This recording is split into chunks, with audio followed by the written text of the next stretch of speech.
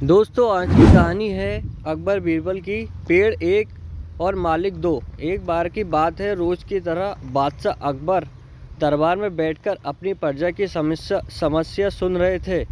सभी लोग अपनी अपनी समस्या लेकर बादशाह के सामने हाजिर हो रहे थे और तभी राघव व केशव नाम के दो पड़ोसी अपनी समस्या लेकर दरबार में आए। इन दोनों की समस्या की जड़ था कि इन दोनों के घर के बीच मौजूद फलों से लबालब भरा आम का पेड़ था। मामला आम के पेड़ के मालिकाना हक को लेकर था। राघव कह रहा था कि पेड़ उसका है और केशव झूठ बोल रहा था कि वही केशव का है। केशव का कहना था कि वह पेड़ का असली मालिक है और राघव झूठा है। पेड़ एक और मालिक दो का मामला बहुत उलझा हुआ था और दोनों में से कोई भी हार मानने को तैयार नहीं था। दोनों पक्षों की बातें सुनकर और सोच विचार करने के बाद बादशाह अकबर ने ये मामला अपने नवरत्नों में से एक बीरबल को सौंप दिया। मामले को सुलझाने और सच्चाई का पता लगाने के लिए बीरबल ने एक नाटक रचा। उस शाम बीरबल ने दो सिपाहियों से कहा कि वे राघव के घर जाए और कहे कि उसके आम के पेड़ से आम चोरी हो रहे हैं। उन्होंने दो सिपाहियों को केशव के घर जाकर भी यही संदेश देने को कहा।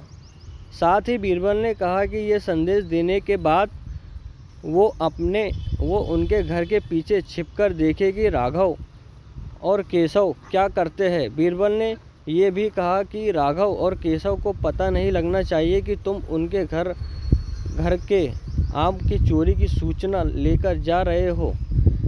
सिपाहियों ने बिल्कुल वैसा ही किया जैसा बीरबल ने कहा। दो सिपाही केशव के घर गए और दो राघव के घर। जब वो वहां पहुंचे तो उन्हें पता चला कि राघव और केशव दोनों ही घर में नहीं थे। तो सिपाहियों ने उनकी पत्नियों को ये संदेश दे दिया। जब केशव घर पहुंचा तो उसकी पत्नी ने उसके आम की चोरी की सूचना दी। ये सुनकर केशव ने कहा, अरे भगवान, खाना तो खिला दो। आम के चक्कर में अब क्या भूखा बैठा रहे हो? और कौन सा वो पेड़ मेरा अपना है? चोरी हो रही है तो होने दो, सुबह देखेंगे। ये कहकर वह आराम से बैठकर खाना खाने लगा। वही जब राघव घर आया और उसकी पत्नी ने ये बात उसे बताई तो वह उल्टे पेड़ की तरह दौड़ पड़ा। उसकी पत्नी ने पीछे से आवाज़ लगाई, अरे खाना तो खा लीजिए। जिस पर राघव ने कहा, खाना तो सुबह भी खा सकता हूँ, लेकिन अगर आज आम चोरी हो गए तो मेरे पूरे साल की मेहनत पर पानी फिर जाएगा। सिपाही ने दोनों के घर के बाहर छिपकर ये सारा नज़ारा देखा और वापस दरबार जाकर बीरबल को बताया। अगले दिन दोनों फिर से दरबार में हाजिर हुए। उन दोनों के सामने बीरबल ने बादशाह अकबर से कहा, जहाँपना, सारी समस्या की जड़ वह पेड़ है। क्यों ना हम वो पेड़ ही कटवा दें, ना ही रहेगा बाँस, ना बजेगी बांसुरी। बादशाह अकबर ने इस बारे में राघव और केशव से पूछा, इस बारे में आप दोनों का क्या ख्याल है? इस पर केशव ने कहा, हुजूर, आपकी हुकूमत है, आप जैसा कहेंगे मैं उसे चुपचाप स्वीकार कर लूँगा। वही राघव ने कहा, मालिक, मैंने 7 वर्ष तक उस पेड़ को सींचा है। आप चाहे तो उस केशव को दे दीजिए, लेकिन कृपा करके उसे कटवाए ना। मैं आपके आगे हाथ जोड़ता हूँ। उन दोनों की बात सुनकर अकबर ने बीरबल की तरफ देखा और कहा, अब आपका क्या कहना है बीरबल?